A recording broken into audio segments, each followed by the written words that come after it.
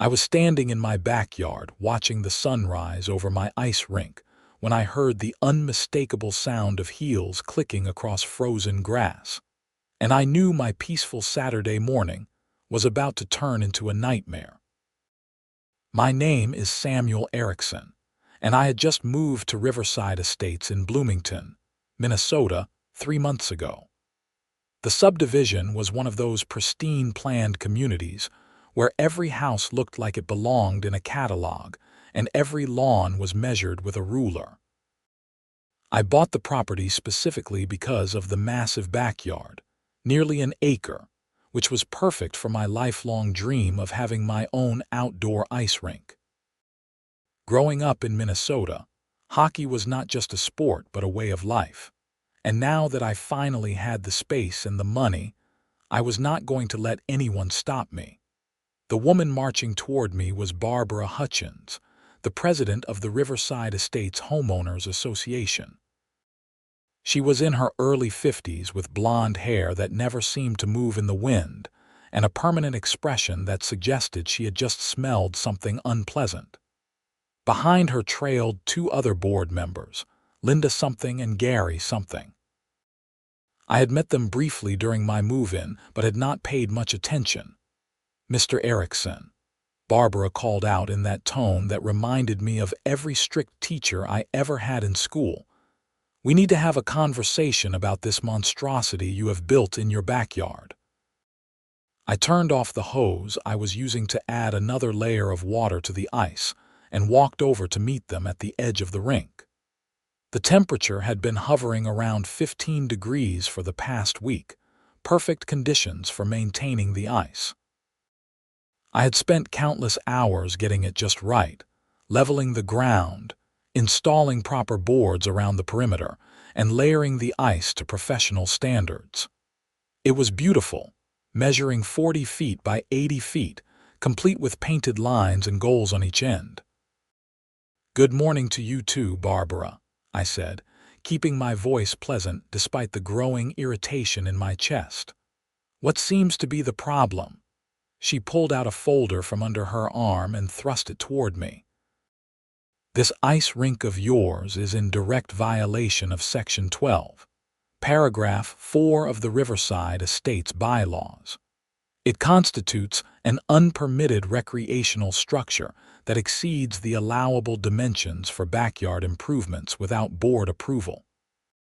I took the folder and flipped through the pages. It was a copy of the HOA bylaws with several sections highlighted in yellow. I read through these before I built anything. Recreational structures are allowed as long as they are not permanent and do not exceed certain height restrictions. My rink is not permanent. It will melt in the spring and the boards are easily removable. The highest point is 4 feet, well under your 6-foot maximum. Linda, a short woman with dark curly hair, stepped forward. "The bylaws clearly state that any improvement valued over $5,000 requires board approval and an architectural review." "It cost me about $3,000 in materials," I replied. "I did the labor myself, and again, it is not permanent. It is the equivalent of a large inflatable pool, which I have seen in at least 4 other yards in this neighborhood during the summer." Barbara's face was turning red, which I would learn over the coming weeks was a common occurrence when people disagreed with her. "Those pools are different. They are aesthetically appropriate and do not create noise disturbances or increase traffic in the neighborhood." "Noise disturbances," I almost laughed. "I have been out here skating by myself or with a couple of friends. We are not throwing parties." "We have received complaints from neighbors about the sound of hockey pucks hitting the boards late in the evening." Gary spoke up for the first time. He was tall and thin with wire-rimmed glasses and looked uncomfortable being there. I checked my watch. It was 7 in the morning on a Saturday. "Late in the evening. The latest I have been out here is 9 p.m., and that was once. Usually I am done by 7 or 8. This is Minnesota. People expect to hear hockey sounds in winter. It is like complaining about lawnmowers in summer. Barbara snatched the folder back from me. Regardless of your opinions, the board has voted unanimously to require you to remove this structure within 14 days or face daily fines of $100. You voted, without even talking to me first. We do not need to consult with homeowners when enforcing existing bylaws, she said primly. You will receive an official notice in the mail within 3 business days. Good day, Mr. Erikson. They turned and walked away, leaving me standing there in disbelief. I looked back at my ice rink, at the smooth surface that had taken me weeks to perfect, at the professional grade boards I had carefully installed, at the lighting system I had set up for evening skating. This was not just a hobby. This was a connection to my childhood, to my late father who had taught me to skate, to everything that made me feel at home in the brutal Minnesota winters. I pulled out my phone and started searching for real estate attorneys in Bloomington. If Barbara wanted a fight, she was going to get one. The official notice arrived on Tuesday, exactly as Barbara had promised. It was even more aggressive than her verbal warning, citing multiple bylaw violations and threatening legal action if I did not comply. The fine structure was also steeper than she had mentioned, starting at $100 per day for the first week, then increasing to $200 per day for the second week, and $500 per day after that. I had an appointment with an attorney named Michael Richardson on Thursday afternoon. His office was in downtown Minneapolis, about a 20-minute drive from my house. The building was one of those modern glass structures that reflected the gray winter sky. Richardson was younger than I expected, probably in his late 30s, with dark hair and a friendly demeanor that put me at ease immediately. His office walls were covered with framed certificates and photos of him with various local politicians and judges. "So you have got HOA trouble," he said after I explained the situation. "Unfortunately, you are not alone. I handle about a dozen of these cases every year, and they are getting more common. Tell me everything from the beginning." I walked him through the purchase of my home, my research into the bylaws before building the rink, the construction process, and finally, Barbara's visit and the official notice. He took notes on a legal pad and occasionally stopped me to ask specific questions. "Did you receive a full copy of the CC and Articus when you purchased the home?" he asked. "Yes, my realtor provided them. I read through the whole thing. It is dense, but I was specifically looking for anything that would prevent me from building a rink." "And you are confident that your interpretation of Section 12, Paragraph 4 is correct?" I thought so. It talks about permanent structures. My rink is temporary by definition. Richardson leaned back in his chair. "Here is the thing about HOA bylaws. They are often intentionally vague, which gives the board broad discretionary power. What you consider temporary, they might argue is permanent because it requires installation and removal. What you see as a reasonable recreational structure, they might classify as something else entirely." My stomach sank. "So you are saying they can just make up interpretations as they go?" "Not exactly.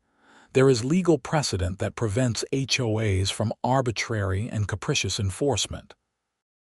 If they have allowed similar structures in the past without requiring board approval, they cannot suddenly start enforcing the rule with you. That would be selective enforcement, which is illegal." I sat up straighter. "There are at least 4 houses with those big above-ground pools. One of them even has a pool deck. I have never heard of anyone needing board approval for those." "That is good. Very good. I will need you to document those. Photos, addresses, anything you can get. Also, I want you to submit a formal appeal to the board in writing. Request a hearing to present your case. This serves 2 purposes. First, it shows you are making a good faith effort to resolve this. Second, it gives us a record of their decision-making process, which we will need if this goes to court. You think it will go to court, honestly? Based on what you have told me about this Barbara person, yes. HOA board members who act like petty tyrants do not usually back down when challenged. They see it as a threat to their authority. But we have a strong case, especially if we can prove selective enforcement.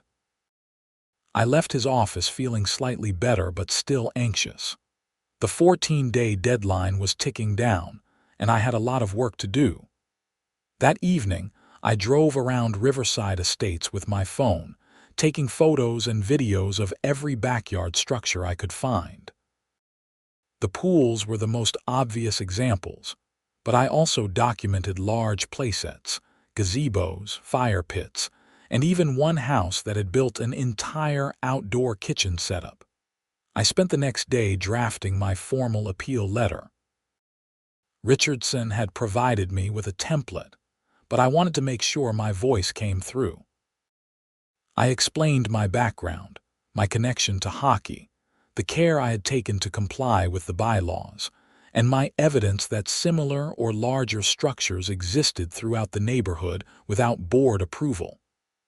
I sent the letter via certified mail to ensure I had proof of delivery. The response came faster than I expected. I received a call from Gary, the uncomfortable-looking board member, on Saturday morning. "Hi, Samuel. This is Gary Patterson from the HOA board. I received your appeal letter, and I wanted to give you a heads up that Barbara has scheduled a hearing for next Friday evening at 7 p.m. It will be held at the community center." "Thanks for letting me know," I said. "Will this be open to other residents?" There was a pause. "Technically, all board meetings are open to residents, but hearings like this are usually just the homeowner and the board. I would like to invite my attorney. I am sure that is allowed." Another pause, longer this time. "Yes, of course. That is your right. I will let Barbara know." "Gary, can I ask you something off the record, I suppose? You personally think my ice rink violates the bylaws?" he sighed. "Look, Samuel, I am going to be honest with you. I grew up in Minnesota too. I think your rink is great. But Barbara has very specific ideas about how this neighborhood should look and operate. She has been board president for 8 years, and most people just go along with whatever she says because it is not worth the fight. Well, I am not most people. Yeah, I am starting to see that. Just be prepared. Barbara does not like losing, and she has a lot of support from certain residents. This might get uglier before it gets better." The hearing room at the Riverside Estates Community Center was smaller than I expected, with cheap folding chairs arranged in rows facing a long table where the board sat. Barbara was in the middle, flanked by Linda, Gary, and 2 other board members I had not met before. About a dozen residents sat in the audience, though I did not recognize most of them. Richardson and I took seats at a small table facing the board. He wore a crisp navy suit that probably cost more than my first car, and he carried a leather briefcase that looked like it had seen 1,000 courtrooms. Barbara called the meeting to order with a gavel that seemed unnecessarily dramatic for a suburban HOA hearing. She read through some procedural language about the purpose of the meeting and my right to present evidence and testimony. "Mr. Erikson, you have submitted an appeal regarding the board's determination that your ice rink violates our community bylaws. You have 15 minutes to present your case." Richardson stood up. "If I may, Madam President, I am Michael Richardson, representing Mr. Erikson in this matter. We would like to request 30 minutes for our presentation, as we have substantial evidence to present." Barbara's jaw tightened. 15 minutes is standard for appeals. Standard for simple matters, yes. But this case involves multiple bylaw interpretations and comparative evidence. In the interest of thoroughness and fairness, We believe 30 minutes is reasonable." There was a whispered conversation between the board members. Finally, Barbara nodded curtly. 20 minutes, not a second more." Richardson thanked her and began setting up his laptop to project documents onto the wall screen. I had to admit, he made this look professional. He started with a clear summary of my position, laying out my interpretation of the relevant bylaws with direct quotes displayed on the screen. "The key phrase here is permanent structure," he said, pointing to the highlighted text. "The bylaws specifically require board approval for permanent structures exceeding certain dimensions or value thresholds. Mr. Erikson's ice rink is, by definition, temporary. It exists only during winter months when temperatures permit ice formation. Come spring, it will be completely removed, leaving no trace. This is fundamentally different from a permanent structure like a shed, gazebo, or building addition." He clicked to the next slide, which showed photos of above-ground pools in the neighborhood.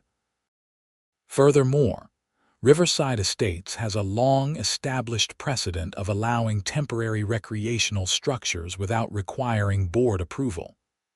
These 4 properties all have above-ground pools, some with extensive decking and equipment.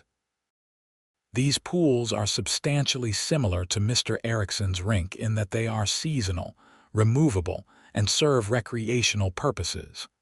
Yet none of these homeowners were required to seek board approval. Barbara interrupted. "Those pools are different. They are commercially manufactured products designed for residential use." "So is an ice rink," Richardson countered. "The boards Mr. Erikson used are manufactured specifically for backyard rinks. The entire setup is a recognized recreational product category, but let us move beyond that point. The bylaws do not distinguish between commercially manufactured and custom-built recreational structures. They simply address whether a structure is permanent and whether it exceeds size or value thresholds. Mr. Erikson's rink meets the requirements on all counts." He continued for another 10 minutes, methodically dismantling each of the board's objections. When he got to the noise complaint issue, he pulled up decibel readings he had measured himself at my property line. The sound of a puck hitting the boards registered lower than a typical lawnmower or leaf blower, both of which were allowed in the neighborhood without time restrictions beyond the standard noise ordinance. When he finished, Barbara looked like she had been chewing glass. "The board will take your presentation under advisement. However, I would like to address some points that Mr. Richardson conveniently overlooked." She shuffled through some papers in front of her. "First, the issue of permanent versus temporary is not as clear-cut as suggested. Mr. Erikson's rink required ground leveling, installation of boards secured into the ground, electrical work for lighting, and a water source hookup. These are permanent modifications to the property. The ground was leveled with sand which will be removed," I spoke up, unable to stay quiet. "The boards are held in place with stakes that pull right out. The lights plug into an existing outdoor outlet. There is no electrical work, and the water comes from my garden hose. Nothing is permanent." "You are not recognized to speak, Mr. Erikson," Barbara snapped. Richardson placed a hand on my arm. "My client raises valid points, and he has every right to defend his property during this hearing. But to address your concerns directly, Mrs. Hutchins, none of the items you mentioned constitute permanent modifications under any reasonable legal definition. Courts have consistently held that temporary installations do not become permanent simply because they require some setup effort." Linda jumped in. "What about property values?" "We have had residents express concern that this ice rink negatively impacts the aesthetic character of our neighborhood, which could affect home values." "Do you have any evidence of that?" Richardson asked. Any actual appraisals or market analyses showing an impact? Or is this speculation? It is common sense, Linda said defensively. Common sense is not a legal standard for restricting a homeowner's use of their property. Mr. Erikson has property rights that cannot be violated based on subjective opinions about aesthetics. And I would argue that a well-maintained ice rink might actually increase property values for buyers who appreciate recreational amenities. The debate continued for another 20 minutes, going in circles. Finally, Barbara announced that the board would deliberate privately and issue a decision within 10 days. We were dismissed. In the parking lot, Richardson leaned against his car and shook his head. That woman is something else. I have dealt with a lot of difficult HOA presidents, but she is top 5 easily. What do you think? I asked. How did we do? Legally, we destroyed them. But this is not really about the law for her. It is about control. She's going to uphold the violation regardless of our evidence. Which means we will need to file suit. How much is that going to cost me? I will be honest with you, Samuel. HOA litigation is expensive. We are looking at probably $20,000 minimum if it goes to trial. Could be more if they fight hard. But here is the thing. If we win, which I believe we will, the court can order them to pay your attorney fees. And you could potentially recover damages if you incur fines or are forced to remove the rink. I looked back at the community center, where lights were still on in the hearing room. I have lived here 3 months and I already hate this place. Yeah, that is pretty common with strict HOAs. Look, you do not have to decide right now. Wait for their decision. Maybe something will change, but start preparing yourself mentally for a long fight. The board's decision came exactly 10 days later, delivered by certified mail. They had upheld the violation, denied my appeal, and given me an additional 7 days to remove the rink before fines would begin. The letter was signed by all 5 board members, though I suspected only Barbara had actually written it. I called Richardson immediately. They denied it. What is next? Now we file suit. I will prepare the complaint today and have it filed by the end of the week. This will automatically stay any fines or enforcement action while the case is pending. It is going to get real from here, Samuel. Are you ready? I thought about my dad, about all those winter mornings he took me to the outdoor rink near our house, about the lessons he taught me on that ice that went way beyond hockey. He always said that standing up for what is right is worth the cost, even when it is hard. I am ready. Let us do this. The lawsuit hit the neighborhood like a bomb. Richardson filed it in Hennepin County District Court, naming the Riverside Estates Homeowners Association and Barbara Hutchins individually as defendants. The complaint alleged selective enforcement, violation of my property rights, abuse of authority, and sought damages plus attorney fees. Within days, I started noticing the reaction. Some neighbors avoided eye contact when I drove past. Others went out of their way to wave and give me thumbs up. I received 3 anonymous letters, 2 supporting me, and 1 calling me a troublemaker who was ruining the neighborhood. The one that stuck with me was from a resident named Robert who wrote that he had wanted to build a treehouse for his kids, but was told he needed board approval and architectural review that would cost thousands of dollars. He abandoned the project because he could not afford the process. He thanked me for fighting back. The rink stayed up, and I used it constantly, partially because I enjoyed it and partially because I was not going to let Barbara intimidate me into submission. My friend Derek came over most weekends, and we would play one-on-one hockey for hours. Derek had grown up with me in northern Minnesota, and he appreciated what the rink meant to me. "You know she is going to make your life miserable," Derek said one Sunday afternoon as we took a break between games. HOA presidents like her have nothing better to do than obsess over stuff like this. Let her try. I am not backing down. Good. You should not. This is your property, but be careful, man. I have heard stories about HOAs doing crazy stuff to people they do not like. I did not know how prophetic his words would be.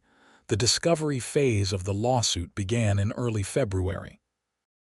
Richardson subpoenaed all HOA records going back 5 years, including board meeting minutes, enforcement actions, architectural review applications, and communications. He was looking for patterns of selective enforcement and evidence that the board had allowed similar structures without requiring approval. What we found was even better than we hoped. The records showed that, over the past 5 years, the board had approved exactly 0 architectural review applications for backyard structures. Not because people were not building things, but because no one was applying. The above-ground pools, the playsets, the gazebos, all of them had been installed without board approval. A few had received violation notices initially, but in every case, the board had backed down after the homeowner pushed back even slightly, except for one case 2 years ago. A homeowner named Patricia Nelson had built a small greenhouse in her backyard. Barbara had issued a violation notice, and Patricia had fought it.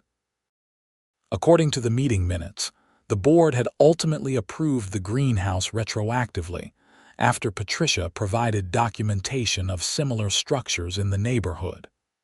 The parallels to my situation were obvious. "This is exactly what we need," Richardson said during a meeting at his office. "It establishes a clear pattern. The board routinely allows structures without approval, and when they do enforce, they back down under pressure. The only difference with your case is that Barbara has decided to dig in her heels. The question is why? Because she does not like me? Probably. But there might be more to it. Personal grudges do not usually result in this level of stubborn enforcement.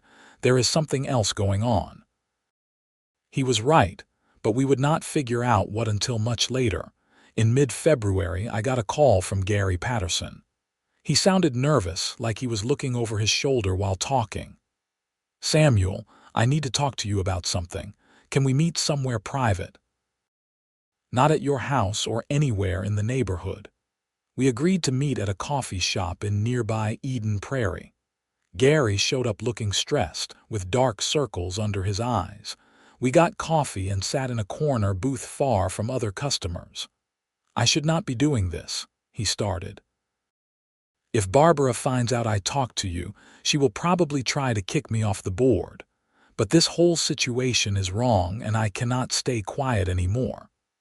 "What is going on, Gary?" He pulled out his phone and showed me photos. They were pictures of documents, meeting minutes from board meetings that were not in the official records Richardson had subpoenaed. "Barbara has been holding secret board meetings," Gary explained. "Just her and Linda, sometimes 1 or 2 of the others. They discuss strategy for dealing with residents they view as problems. Your name has come up multiple times." I looked at the photos more closely. The minutes were dated from the past 3 months after I had moved in. One entry from December read, "Barbara proposes increased monitoring of Erikson property for additional violations."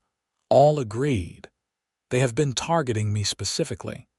"Yes, Barbara became obsessed with your rink from the moment she heard you were building it." I tried to argue that it was no different from the pools, but she would not hear it. She said that if she let you get away with this, other residents would start pushing boundaries and the neighborhood would turn into chaos. "That is insane." "I know, but it gets worse.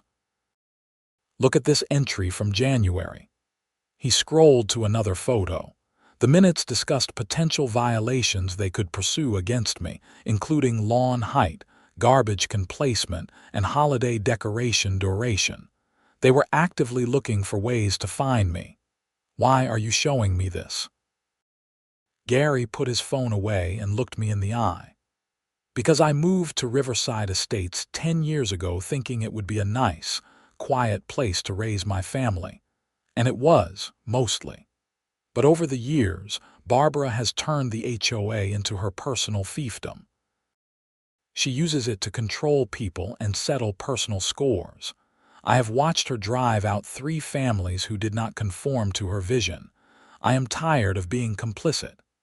These secret meetings are illegal, right? Probably. Board meetings are supposed to be properly noticed and open to residents. But proving it is another issue. These minutes do not officially exist. I thanked Gary and immediately sent the photos to Richardson. He called me back within an hour and I could hear the excitement in his voice. This is huge, Samuel. Secret board meetings are a direct violation of Minnesota HOA law.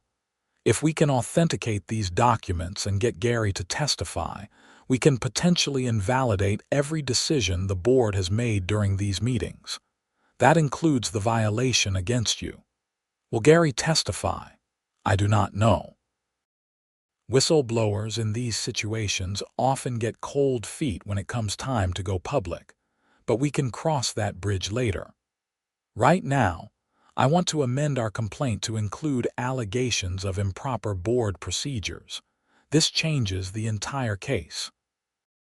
The amended complaint hit the defendants like a freight train.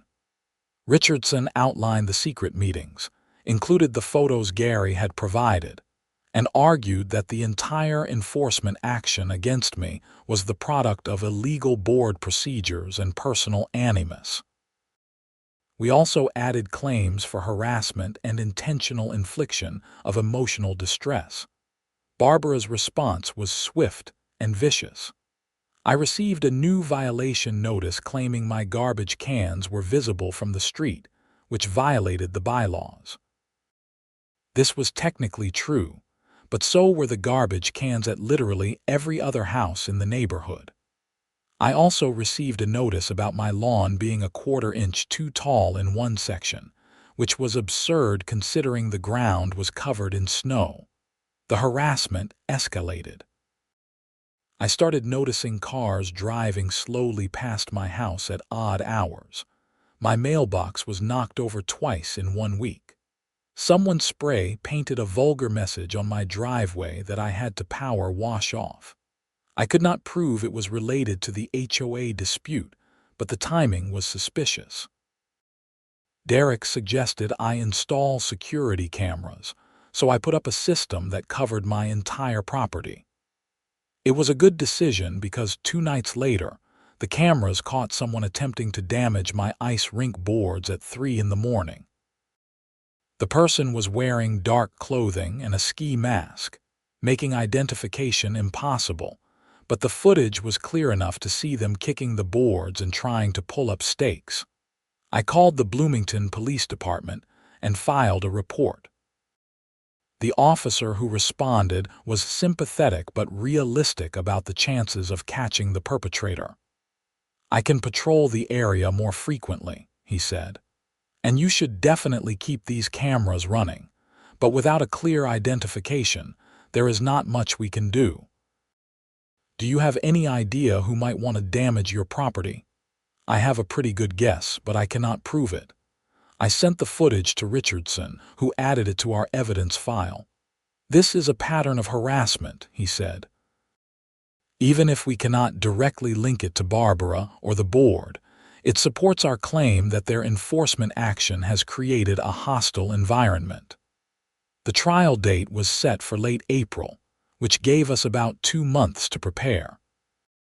During that time, things in Riverside Estates grew increasingly tense. The neighborhood seemed to split into 2 camps, those who supported me and those who supported the board. Some residents started attending board meetings to voice support for my case, which infuriated Barbara. She tried to limit public comment periods and even canceled one meeting when too many people showed up. In March, Richardson received an offer to settle. The HOA's attorney proposed that I could keep the rink for the remainder of the winter, but I would need to agree not to build it again in future years and drop the lawsuit.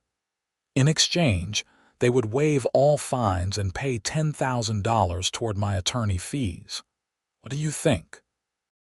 I asked Richardson. It is not a terrible offer financially. $10,000 would cover a decent portion of your costs so far, but it does not get you what you really want, which is the permanent right to have your rink. If you take this deal, you lose the rink forever after this season. Then no deal. This is not about money, it is about principle.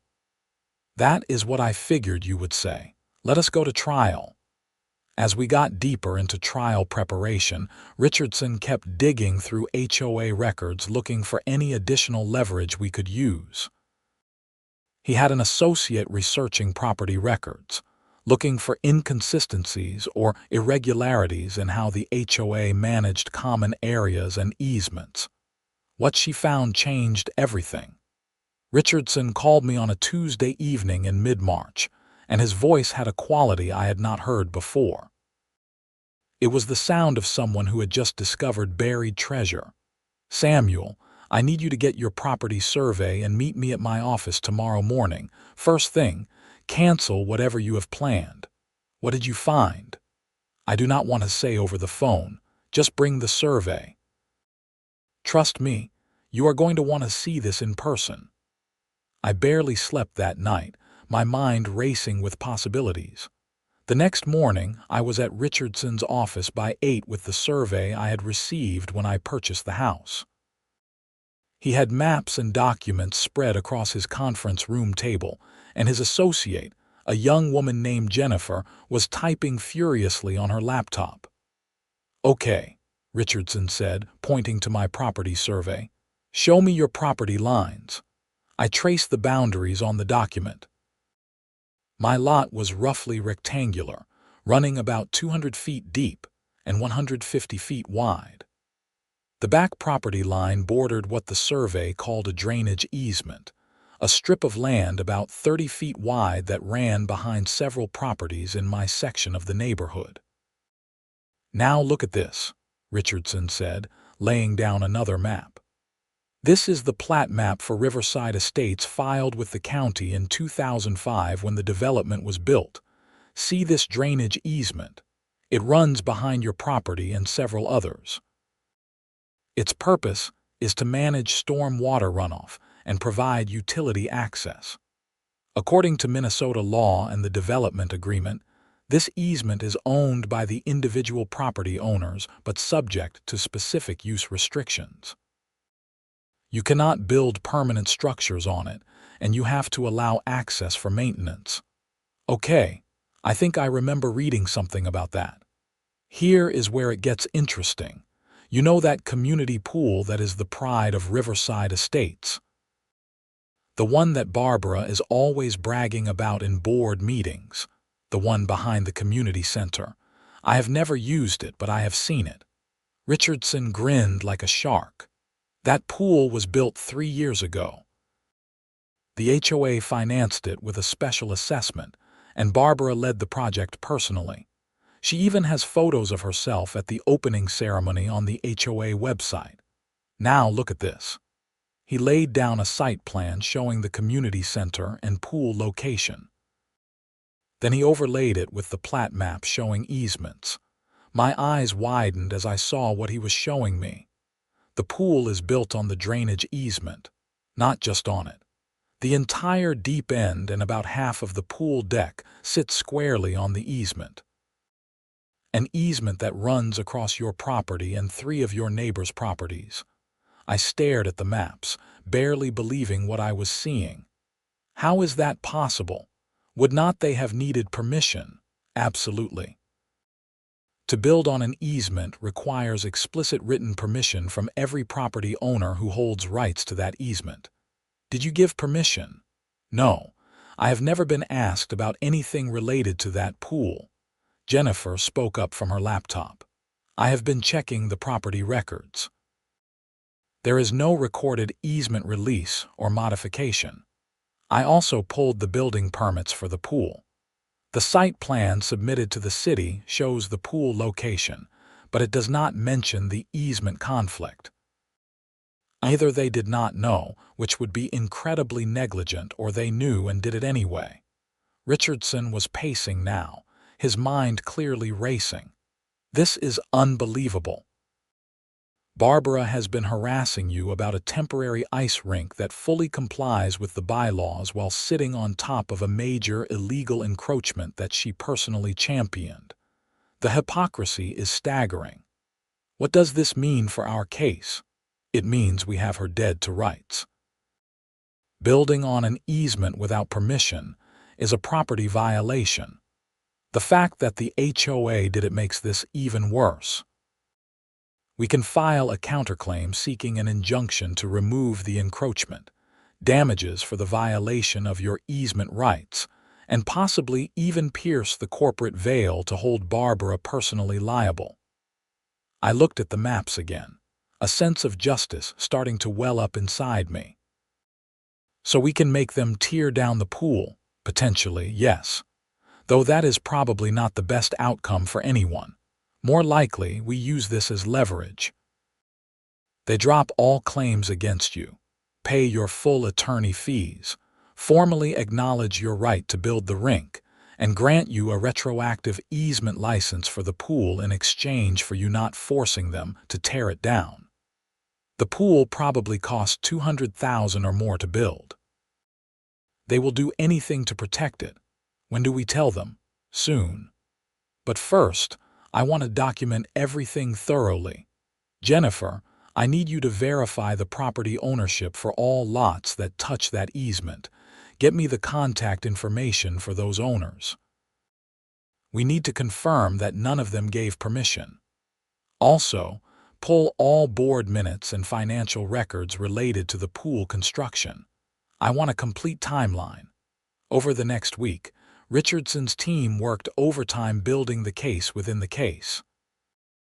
They confirmed that the drainage easement ran across my property and 3 others. They contacted the other 3 property owners, none of whom had been asked for permission or even told about the encroachment. One of them, a man named Thomas Grant, was furious when he found out and immediately wanted to join the lawsuit. The building permits told an interesting story. The original site plan showed the pool in a different location that did not encroach on the easement.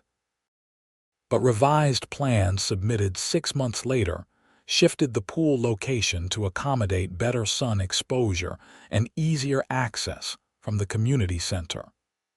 The revised plans did not specifically call out the easement, and apparently, the city permit reviewer had not caught the issue. Richardson also found emails between Barbara and the pool contractor discussing the location change.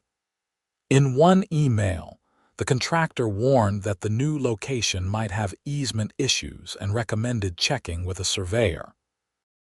Barbara's response was dismissive, saying that the HOA owned the common areas and did not need to worry about easements. She had known. She had been warned, and she had proceeded anyway. On March 23rd, Richardson sent a letter to the HOA's attorney laying out everything we had discovered. The letter included copies of the plat map, site plans, building permits, and emails. It detailed the exact nature of the encroachment and identified the 4 property owners whose easement rights had been violated. The letter demanded immediate withdrawal of all claims against me, payment of attorney fees, and a formal acknowledgement of my right to maintain the ice rink. In exchange, I would grant a license to allow the pool encroachment to remain. The response took 3 days. The HOA's attorney called Richardson directly, and Richardson put him on speakerphone so I could listen. "Mike, what the hell is this?" The attorney, whose name was David Walsh, said without preamble. "You are claiming the community pool is illegally built. It is not a claim, David. It is a fact. The pool encroaches on a drainage easement, and the HOA never obtained permission from the easement holders. You know as well as I do that is a serious problem. This is the first I am hearing about any easement issue. My clients never mention this. That is because your client, specifically Mrs. Hutchins, either did not know or chose to ignore it. I have emails showing she was warned by the contractor. She made a conscious decision to build anyway. There was a long silence. Let me talk to my clients and get back to you. The emergency board meeting was held 2 days later, and this time, Richardson and I were invited to attend. The mood in the community center was completely different from the appeal hearing. Barbara sat at the board table looking like she had aged 10 years, her usual confidence replaced with barely concealed panic. The other board members looked equally stressed, except for Gary, who seemed almost relieved. Walsh, the HOA attorney, did most of the talking. Gentlemen, my clients have reviewed the information you provided regarding the pool location and the drainage easement. After consulting with a surveyor and our own review of the records, we have confirmed that there is indeed an encroachment situation. An encroachment situation. Richardson repeated. That is one way to put it. The HOA built a major amenity on property it does not own without permission from the rights holders. That is not a situation. It is a violation. We are prepared to discuss a resolution, Walsh continued. However, your demands are unreasonable. You are asking for complete capitulation on the ice rink issue, plus payment of substantial attorney fees. That is excessive given that the easement encroachment was an honest mistake. Honest mistake. I could not stay quiet. Barbara was warned about this. She knew there might be a problem and did it anyway. That is not a mistake. That is negligence at best, willful misconduct at worst. Barbara finally spoke up, her voice tight with anger. We built that pool for the entire community. It has been used and enjoyed by hundreds of families. You would tear it down over a technicality. The same way you would have torn down my ice rink over a technicality. I shot back. Richardson held up a hand. Let us all take a breath. Nobody wants to tear down the pool. It is a nice amenity, and destroying it would waste community resources and harm property values. But Mrs. Hutchins, you need to understand the position you have put yourself in. You have spent months harassing my client over a rink that clearly complies with your bylaws, all while sitting on a major violation that you personally oversaw. The optics are terrible. Walsh whispered something to Barbara, who reluctantly nodded. What exactly are you proposing? Richardson laid out the terms. The HOA would immediately withdraw all violations and fines against me, acknowledge my right to maintain the ice rink in future years without board approval, and pay my attorney fees in full, which currently totaled about $18,000. In exchange, I would grant the HOA an easement license allowing the pool encroachment to remain, and I would release any claims for damages related to the easement violation. The other 3 property owners with easement rights will need to be approached separately, Richardson added. My client cannot speak for them, but I suspect they will be amenable to similar terms, especially if the HOA asks nicely.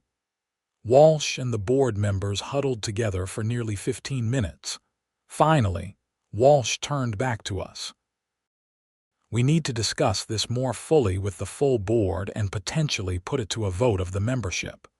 This involves spending community funds to settle litigation. You have 72 hours, Richardson said. After that, we file an amended counterclaim seeking injunctive relief to remove the encroachment. Once that is filed, the issue becomes public record, and every homeowner in Riverside Estates will know that their special assessment dollars were spent on an illegally built pool. I will also be contacting the City of Bloomington about the permit irregularities. I suspect they will want to know why their permit records do not accurately reflect the easement situation. The threat was clear. Richardson was giving them a chance to resolve this quietly, but if they refused, he would blow the whole thing wide open. The political and financial consequences for Barbara would be devastating. We left the meeting and waited. I continued using my ice rink, now with a sense of vindication. Derek came over that weekend, and I told him everything that had happened. "Dude, that is insane," he said, laughing. "She tried to destroy you over a hockey rink while she was sitting on a massive violation of her own. You cannot make this stuff up. The best part is watching her squirm. She has been the queen of this neighborhood for years, and now she is trapped. If she fights me, I expose the pool issue and she looks incompetent. If she settles, she loses face and admits she was wrong. Either way, her reign is over. Be careful, though. Cornered animals are dangerous." I knew he was right, but I was past the point of worrying about Barbara. She had started this fight, and I was going to finish it. The settlement offer came through on the third day, about an hour before Richardson's deadline. Walsh called and accepted all of our terms with only minor modifications to the language. The HOA would pay my attorney fees, withdraw all violations, and formally recognize my right to maintain the ice rink. They would also issue a written apology for the inconvenience caused by the enforcement action. Richardson negotiated one additional term that I had not even thought to ask for. Barbara Hutchins would resign as HOA president within 30 days. Walsh initially balked at this, saying the board could not force her to resign, but after some discussion, Barbara apparently agreed. She would step down and not seek re-election to the board. The settlement was reduced to writing and signed by all parties within a week. On April 5th, I received an official letter from the Riverside Estates HOA, signed by Barbara, acknowledging that my ice rink complied with all applicable bylaws and confirming my right to maintain it in future years without seeking board approval. The letter included a brief apology for any confusion or inconvenience caused by the enforcement action. The next day, my attorney fees check arrived in the mail. $18,342. It did not cover everything, but it was close enough that I felt satisfied. Richardson called me to congratulate me on the victory. "You should be proud, Samuel. You stood up to a bully and won. That takes courage, especially against an HOA that most people just roll over for. I could not have done it without you." "Sure you could have. You would have found another lawyer, but I am glad I got to be part of this. It is cases like yours that remind me why I do this work. Speaking of which, you might want to start thinking about running for the HOA board yourself." "Are you serious?" "Absolutely. Barbara is stepping down, and so is Linda. Gary told me he is staying on, but they need at least 2 new board members. This neighborhood needs someone who will stand up for homeowners' rights instead of treating the HOA like a personal empire. You would be perfect." I had not considered it, but the idea was appealing. "I will think about it." The fallout from the settlement rippled through Riverside Estates over the following weeks. Barbara submitted her resignation letter on April 10th, and it was read at the next board meeting. The letter was brief and contained no admission of wrongdoing, but everyone knew the real reason she was leaving. Rumors about the pool encroachment had leaked despite our attempts to keep it quiet, and Barbara became the subject of intense gossip and criticism. Linda resigned a week later, apparently unable to handle the scrutiny. Gary, to his credit, stayed on the board and immediately began pushing for reforms. He advocated for clearer bylaw language, better transparency in board decisions, and an end to the aggressive enforcement tactics that had characterized Barbara's tenure. I was approached by several neighbors encouraging me to run for the board. At first, I was hesitant. The last thing I wanted was to spend my free time dealing with HOA politics. But the more I thought about it, the more I realized that someone needed to provide a counterbalance to the Barbara types who were inevitably drawn to positions like this. In early May, I submitted my name for consideration for the board. The election was held at the annual membership meeting later that month. I ran on a platform of common sense enforcement, respect for homeowners' property rights, and transparent governance. My opponent was a retired accountant named Margaret who had been aligned with Barbara's faction. I won by a significant margin. Gary won re-election easily, and a woman named Susan Taylor, who had been vocally critical of Barbara, also won a seat. The new board had a very different character from the old one. My first act as a board member was to propose a comprehensive review of the bylaws to identify and fix vague or overly restrictive provisions. We formed a committee that included both board members and regular homeowners, and over the summer, we worked on creating clearer, fairer rules. One of the key changes was a revised definition of permanent structures that explicitly excluded seasonal recreational items like ice rinks and above-ground pools.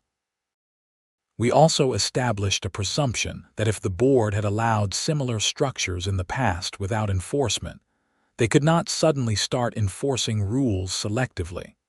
The changes were put to a vote of the full membership in August and passed overwhelmingly. The new bylaws went into effect in September, fundamentally reshaping how the HOA operated.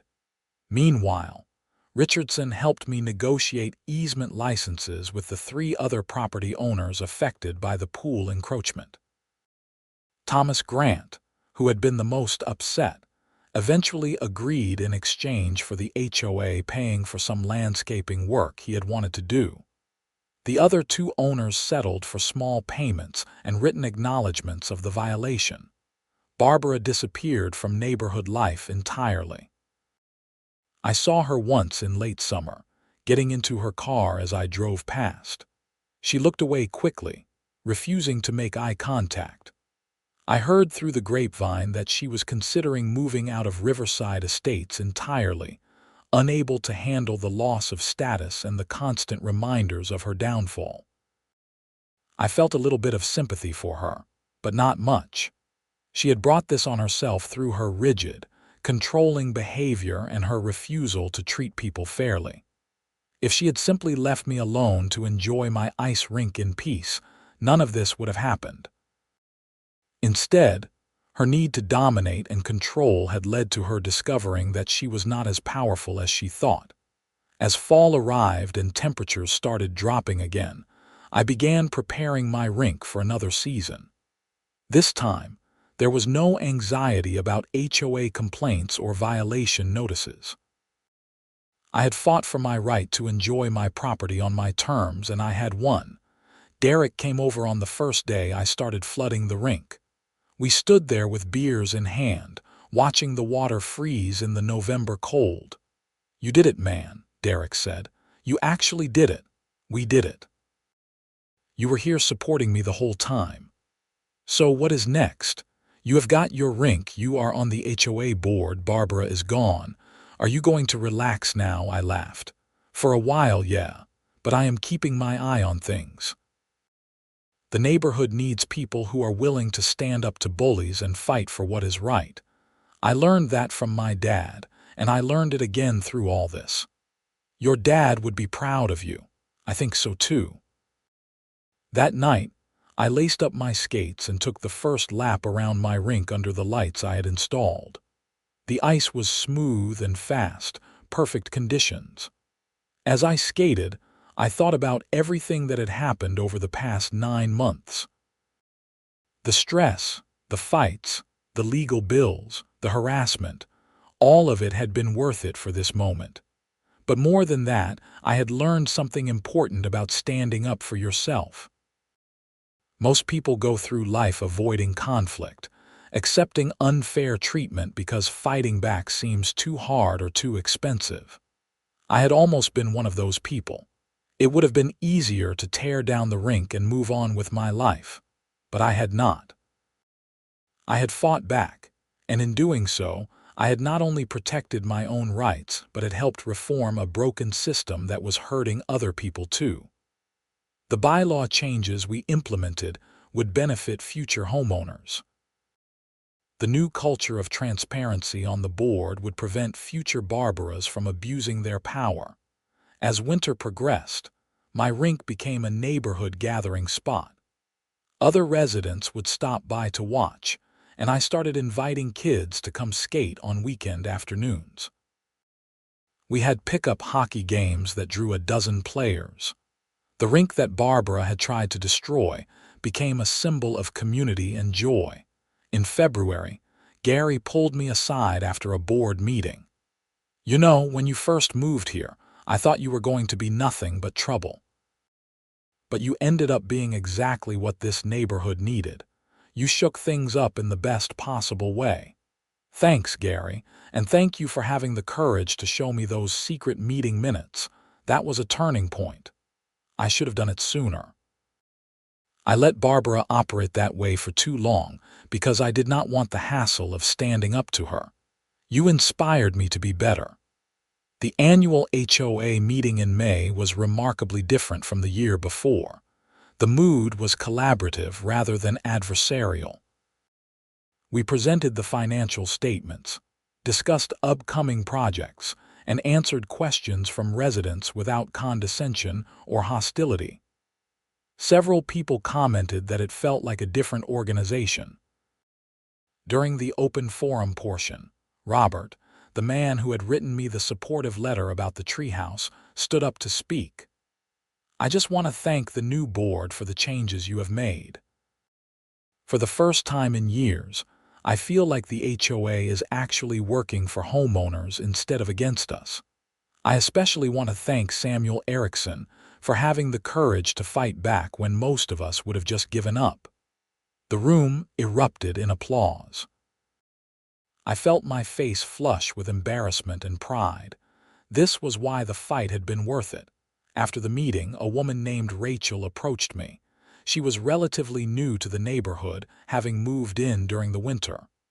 "Mr. Erikson, I wanted to introduce myself. I am Rachel Norton.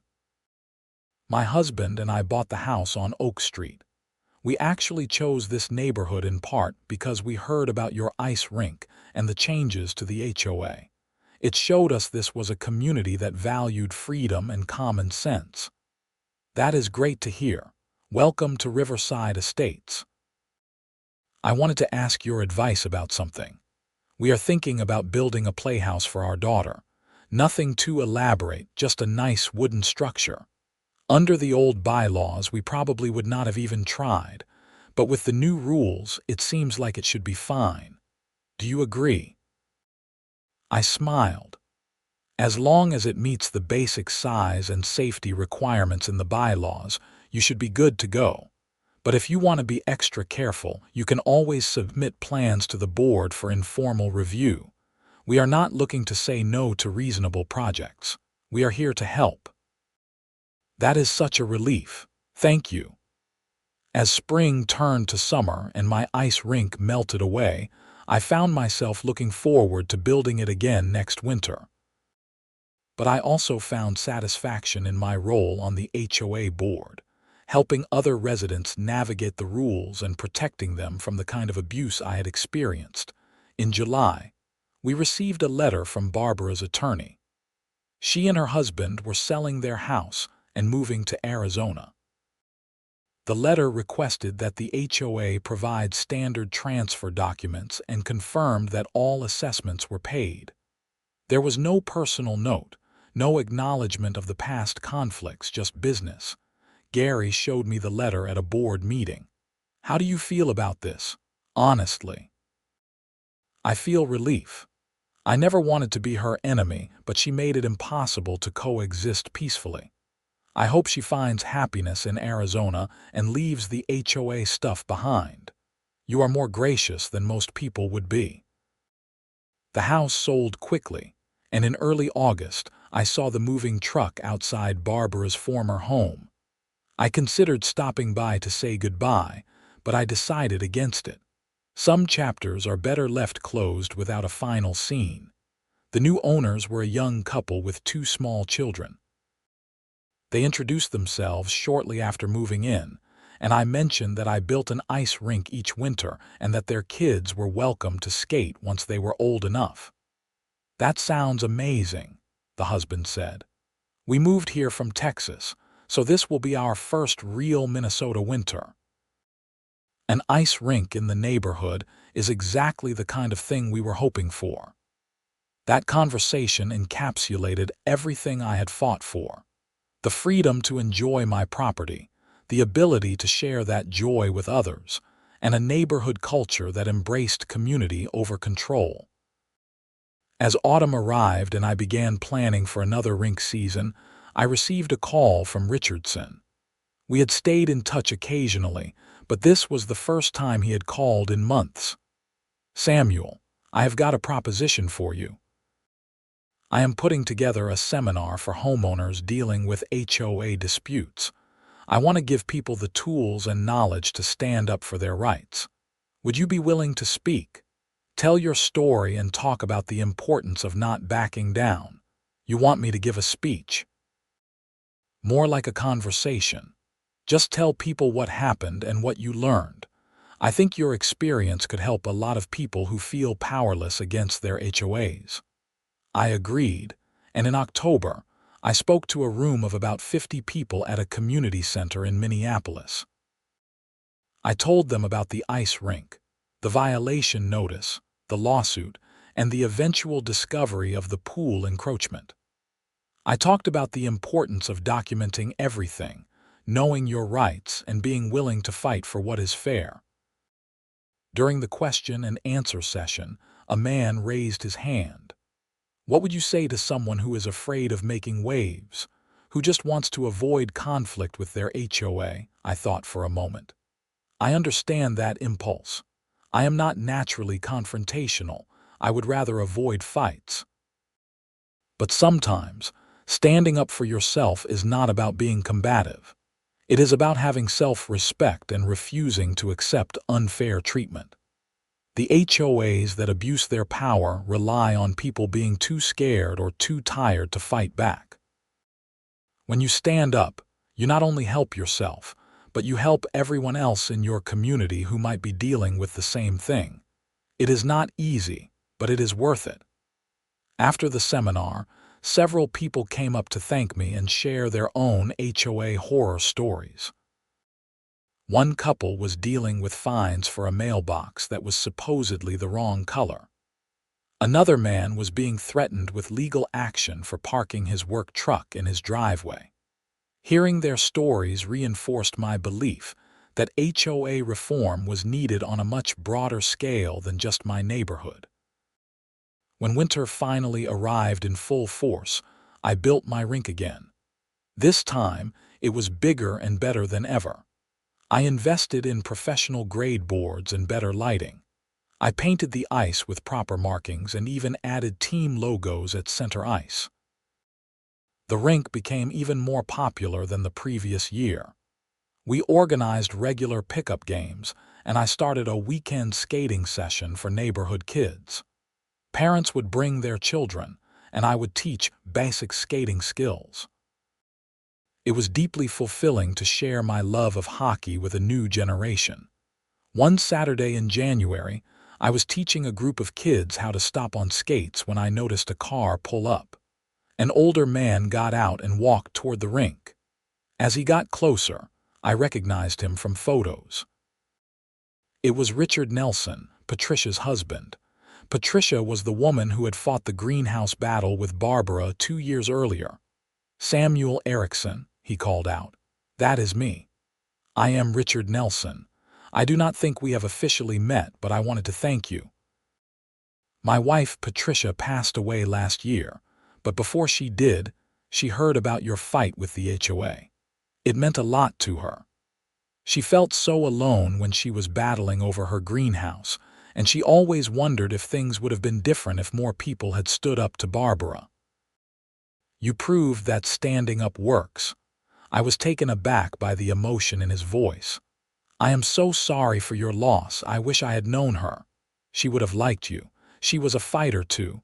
Keep doing what you are doing. It matters more than you know." He shook my hand and left, but the conversation stayed with me. It was a reminder that our actions ripple out in ways we cannot always see. Patricia had fought her battle alone and probably felt like it had not made much difference. But her story had been part of the evidence that helped me win my case. And now, my victory was validating her fight retroactively.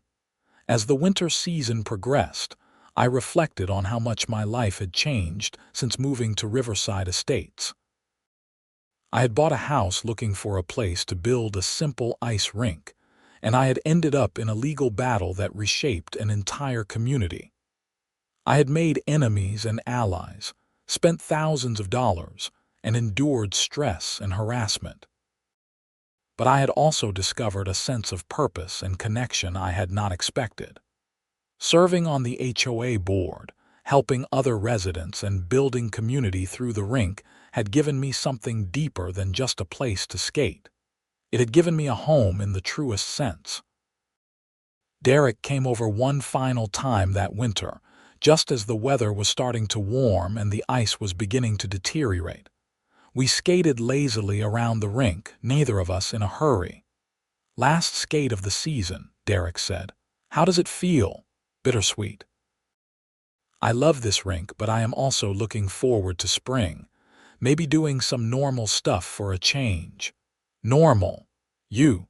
After everything that happened, I think your normal is going to be a lot more interesting than most people." He was probably right. As I took off my skates and began the process of breaking down the rink for the season, I knew that next winter I would be back out here building it again. And the winter after that. For as long as I lived in this house, there would be ice. Barbara had tried to take that away from me, and she had failed. In failing, she had accidentally helped me build something much bigger than a backyard rink. She had helped me build a community where people looked out for each other and stood up against unfairness. I never saw Barbara again after she moved away. I heard occasional updates through the neighborhood grapevine. She had apparently become involved with her new HOA in Arizona, though reportedly in a much less aggressive role. Maybe she had learned something from our battle. Or maybe she had just decided that controlling people was not worth the cost anymore. As for me, I served on the HOA board for 3 more years before stepping down. By then, the culture had shifted completely. The board was focused on maintaining property values through positive community building rather than punitive enforcement. Violation notices became rare, and when they were issued, they were handled with communication and understanding rather than threats. My ice rink remained a neighborhood fixture, growing in popularity each year. Kids who learned to skate on my rink went on to play hockey in school. Families made memories there. And every winter, when I flooded that first layer of ice, I thought about my dad and the lessons he taught me about standing up for what is right. The fight with Barbara and the HOA had been exhausting and expensive, but it had been worth every moment. Not just because I got to keep my rink, but because I learned that sometimes the right thing to do is the hard thing. Sometimes you have to stand up to bullies, even when it would be easier to back down. Sometimes you have to fight for principle, even when the cost is high. And sometimes, if you are lucky, fighting for yourself ends up helping a lot of other people too. That was the real victory. Not the settlement, not the attorney fees, not even the satisfaction of watching Barbara lose her grip on power. The real victory was knowing that Riverside Estates was a better place because I had refused to give up my ice rink without a fight.